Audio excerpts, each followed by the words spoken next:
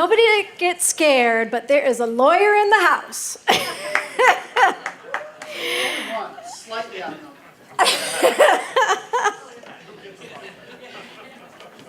Our next panel, our session here is called Laws and Regulations That You Need to Know. The Necessary Evil, and the one and only Jim, I'm going to get credit for pronouncing this right, Dudukovich. Good. From Coca-Cola is joining us, and he's going to share laws that affect employee advocacy programs and the legal issues that are still evolving, things from privacy to security, all these considerations and really what you need to think through. So, Jim, welcome. Thank you. Thanks, Susan. Thanks, everybody. Thanks for having me. If I could do it again, I would go before Liz. That was phenomenal. Oh, well. So first things first, since I'm a lawyer, these are all my views and opinions. I'll name drop a lot, but don't blame any of those people. You don't need to read that. I don't even know where to start. I've got some notes here. I've got some slides. I really would like for this to be interactive. I've got 20 minutes to try to squeeze in stuff that I actually just co-chaired a social media legal conference in New York City last week with Ryan Garcia from Dell, who I suspect Liz worked with closely on that stuff, and he's a very good friend of mine, and we talk about SmackU a lot, and I've actually been to Dell's headquarters and met with Amy and looked at what they do, and it's amazing, and they are absolutely leaders. So a lot of things that Liz said teed off handwritten comments on here because it's like, wow, yeah, I really need to point that out or double up on that. So frankly, I don't care if I follow my slides. I really want to answer the questions that you all have. So I've got kind of a structure and framework here. But you know what? If I say something you don't believe, flag me for it. So, what legal and regulatory pressures do you face? What could go wrong? And how can you protect yourself? So here's what I'll start off with, which is legal and regulatory pressures. So, blah, blah, blah. I thought I had a slide in there. I guess I missed it. Okay. Well, what I really wanted, now I'm going to go back. What I want to talk about is, this is what, from a legal standpoint, this is where we find ourselves, at the crossroads. Now, I don't know if you all work at companies and you may have lots of different stakeholders with different agendas, different priorities. Well, the government has different agendas, different priorities. They don't talk to one another. And so from a legal standpoint, what we find ourselves dealing with is this clash between the FTC and the NLRB, the National Labor Relations Board. So when the FTC, and I'll talk about a few things that I hope everybody's familiar with to some extent, when the FTC issued an updated version of its endorsement and testimonial guides in 2009, which, by the way, those are just, they're obvious things. They don't change the law. But they had originally been issued in, I think, 1981, which is before, I guess maybe Pong was out there or something, but that was about it in terms of technology. So fast forward to the internet and the digital age and employee advocacy programs and things like that.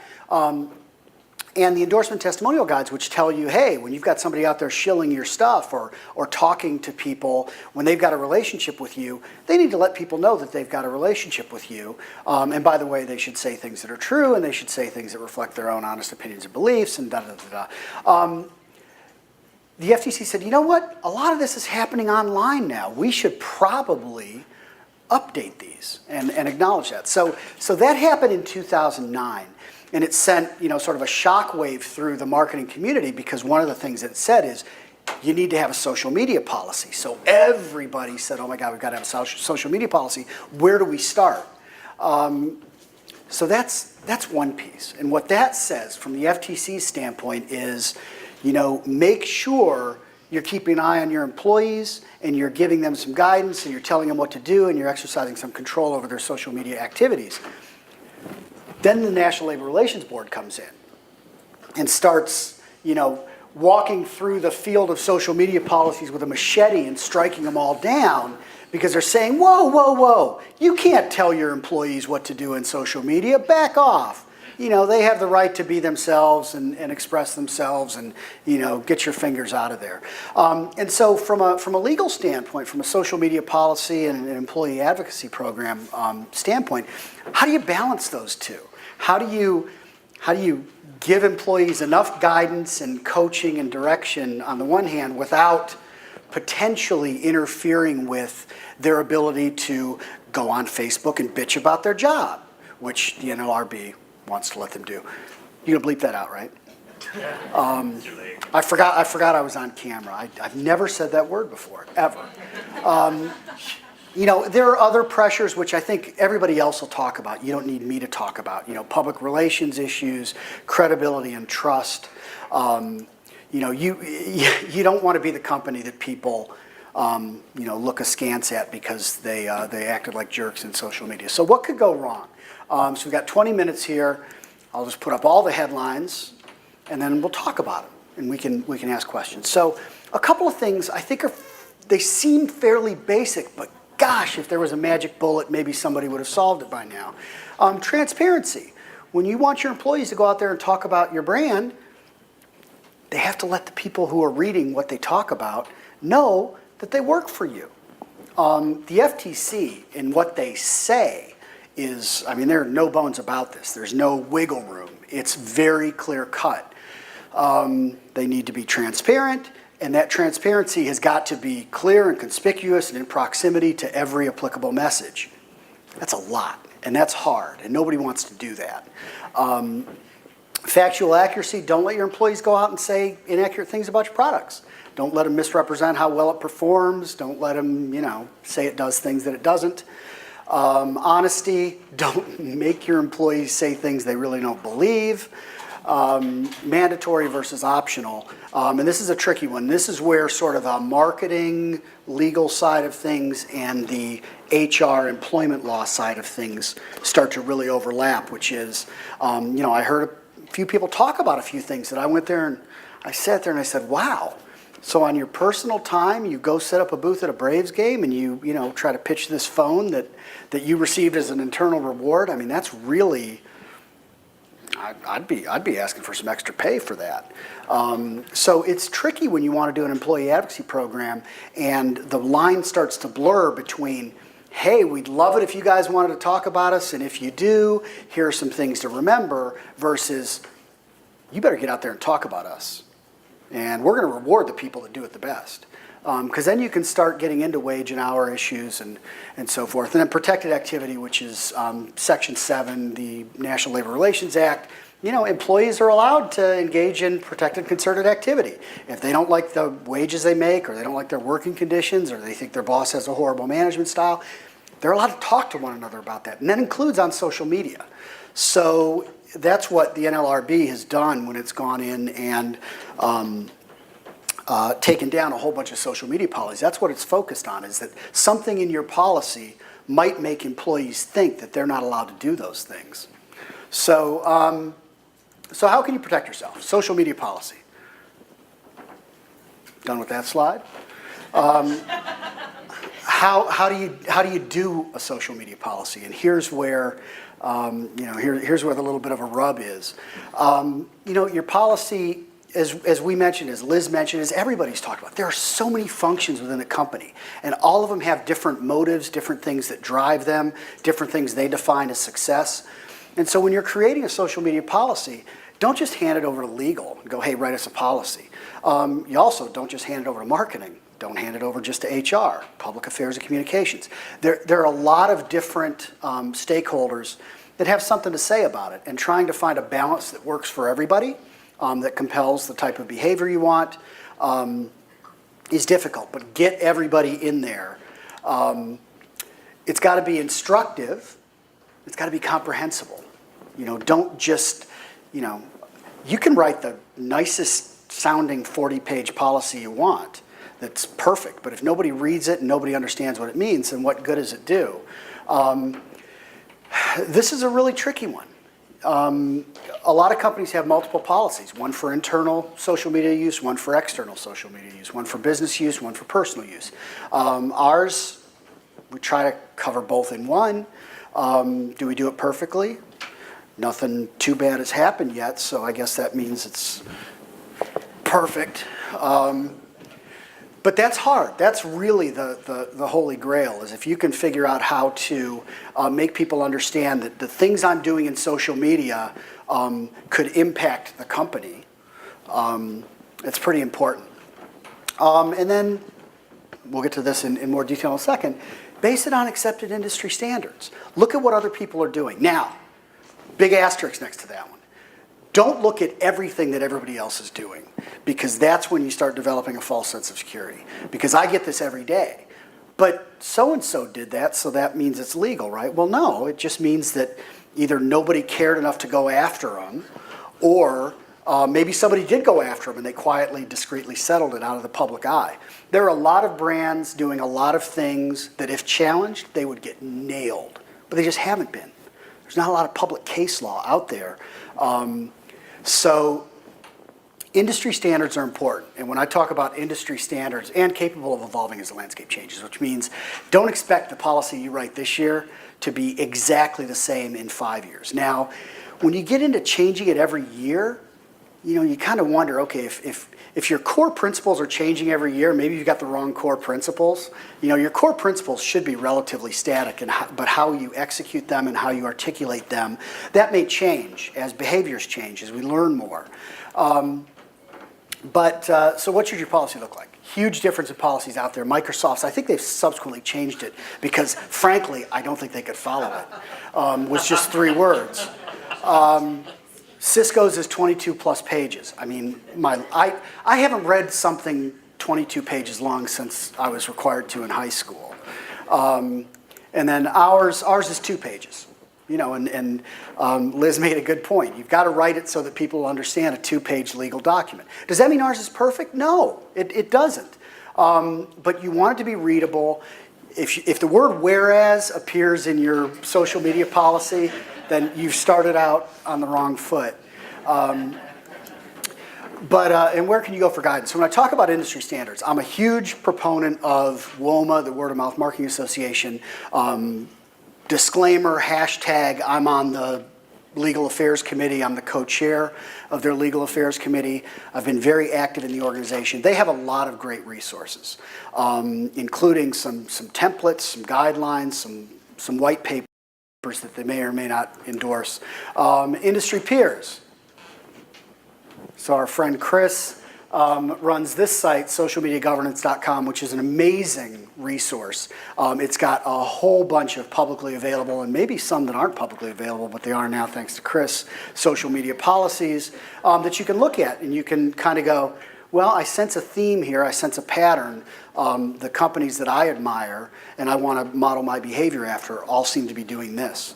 So that's a great place to go. Man, I'm going to get through my slides so fast I'm going to have a bunch of time to just ramble, and it's going to be fantastic. The social media governance cycle, I totally stole this slide from Ryan Garcia at Dell, which is, you know, your policy is one piece. You know, the strategy, what are we trying to accomplish? Okay, well, let's create a policy that can help accomplish that. Now, how do we explain the policy to people? You know, that's the training piece. And monitoring, let's watch what's happening. Okay, those are all really, really important pieces. Policy can't stand alone. And the training, you know, again, as Liz indicated, the more you can make that training specific to different groups, different people who are going to play different roles, the better. Gosh, I got all these great handwritten notes now that I can talk about. So I'm just going to throw out some random thoughts that are based on, every single one of them was triggered by something somebody else earlier said. And I'll try and tie them back to the legal role, because that's the only reason I got invited here, because I spent the money for 3 extra years of school. You know, there's a lot of social media attorneys that I know and that I engage with on a regular basis to pick each other's brains. You know, Tuan Lei at Intel and Ryan Garcia at Dell and Jessica Fredrickson at Walmart and a lot of these folks. And I'm waiting for the day when one of us comes running in and goes, I've got all the answers, and everybody else just sits down and listens, because we all learn from each other. But one of my good friends is a social media lawyer. Well, he does a lot more than that, but that's one of his roles at State Farm. And he shared this, I quote him all the time on this one, and I just love it, which is, normally I wouldn't say this to other than to a room full of lawyers, but I'll share this with you so that you can understand what I'm thinking. He used to be a litigator with the city of New York, and he said the best piece of advice that his boss ever gave him was go to the scene. You know, when a crime happens, you can do depositions and interrogations and interviews for days on end. You will never learn as much as you will if you go to the scene of the crime and look around. And as a lawyer, that means a lot. It means I've got to go to the scene. I've got to understand social media. I've got to play in it. I have to understand how it works. Because there are lawyers at my company who just flat out refuse to get involved in social media. They will not set up a Facebook account. They will not do any of those things because they just don't want to do that stuff. Well, when a client comes into your office and goes, hey, I've got a question about this hashtag, and you go, no, wait, what's a hashtag? How on earth are you going to have credibility with them? How can you get, exactly. So as a lawyer, you have to know the space that you're trying to advise and counsel on. And so, you know, I preach that to everybody I talk to who has to get involved in the space. Fortunately for me, I love it. I mean, I love social, and it's fun.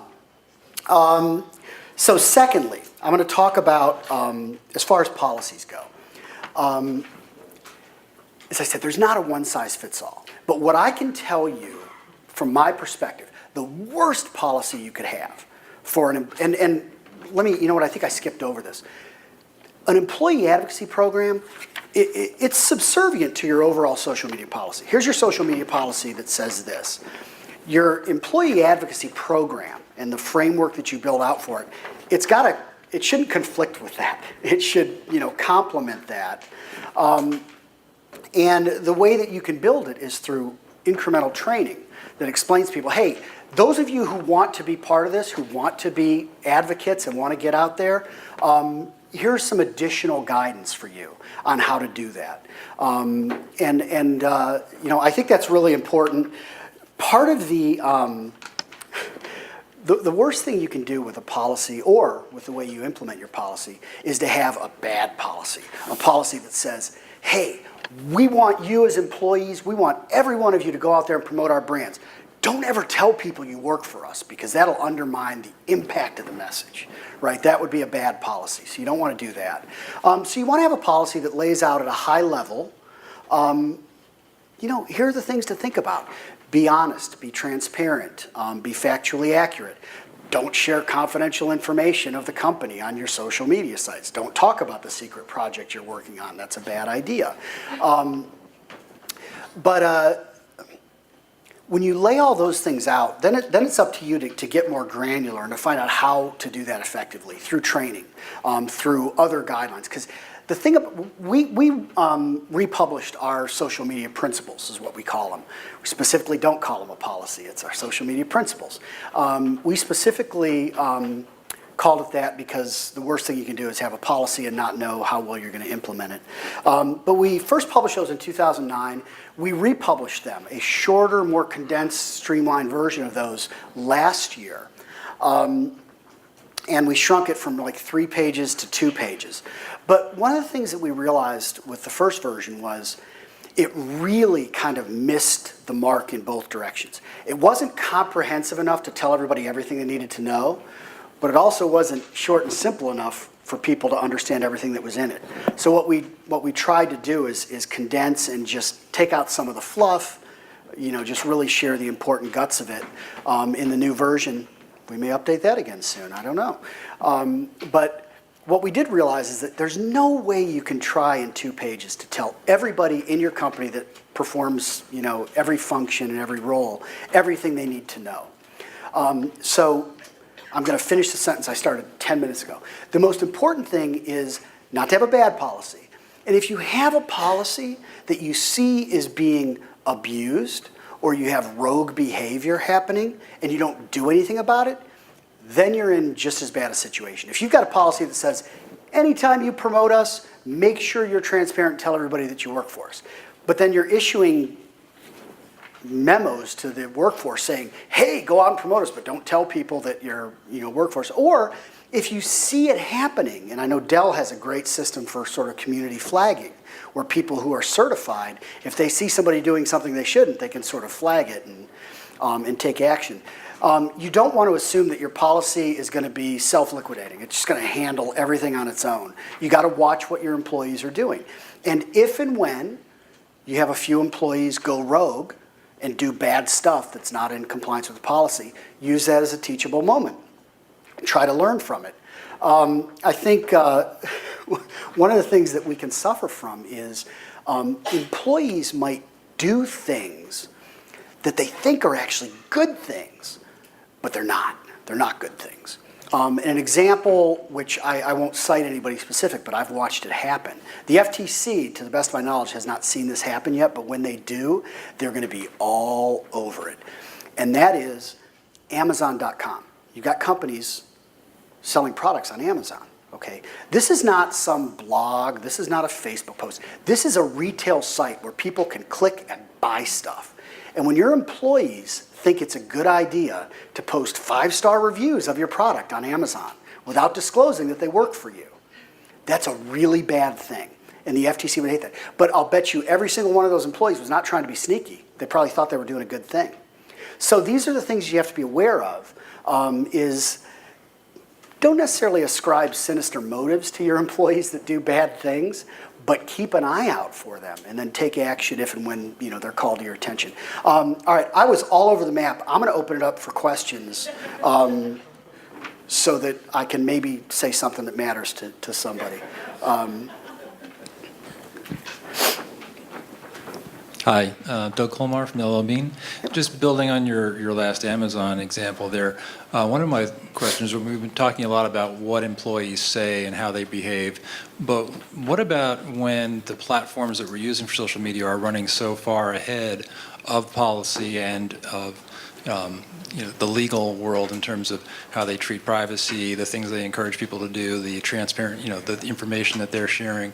So the Amazon example one, where employee thinks it's doing something good, is taking advantage of some new feature, and yet they're doing something that definitely would not be good for the company and could be illegal.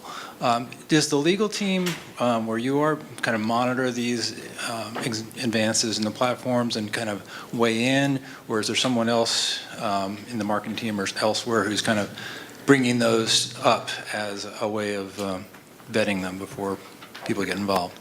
Well, that's a great question. It depends. If it's an easy one, everybody will say they saw it first and they'll take care of it. If it's not an easy one, everybody will well, I thought you had that. I thought you had that. It can be very territorial in both directions. I think, to your point, the platforms don't want to get involved. Let me step way back, and now I know this is not about employee advocacy in particular, but a thesis statement that I've used many, many times is, listen, social media was not created for marketers. Social media was created as a way for individuals to share, including copying stuff and sharing it. When marketers get in there, we can't behave like we are regular people or the press. Okay, we're subject to a different set of requirements. And the platforms know this. And so the platforms, as much as they've tried to build functionality that lets brands get in there and play, kind of just like everybody else, that doesn't mean that, if Coca-Cola, if we see a cool video somewhere that we want to repost on our Facebook page and not ask anybody and just do it, we might get in trouble, whereas some 17-year-old kid in his boxer shorts in his parents' basement does it. No one's going to go after him. They don't care. Maybe he has the right to do it. But in terms of these different functionalities, the platforms, they've established certain products that are for marketers. Marketers, this is your space. Here's your sandbox. You can go do these things. Promoted tweets and, used to be sponsored stories, no more. But you can go do these things. But pages on Facebook, you're subject to a certain set of rules and requirements. What the platforms, I'm going to answer your question, I think. What the platforms don't want to do is get too involved and too deep into acting as the arbiter of what's okay and what's not, because, as Spider-Man's Uncle Ben said, with great power comes great responsibility. They want to be passive platforms to the fullest extent possible. They want to make money, but they don't want to be held accountable for what brands do. And so, the various platforms, and they range across the spectrum in terms of how involved they are, content-wise. Really gonna start with Facebook over here, and Tumblr's kind of way over there, and Instagram's starting to let brands play more, but it's very focused and it's very controlled. So to answer your question, I do try to stay on top of that stuff, and I've got bat phones into every one of the platforms' legal departments, so that when something weird happens, I can call them and go, "What's up? What does that mean?" The whole light gating change by Facebook. The lawyers at Facebook can't even tell me what it means yet. It's crazy. But anyway, okay, time's up. Time's up. Thank you, everybody. I'm going to be around, so if you have questions, because I don't know if I talked about any of the stuff I said I was going to talk about, come flag me.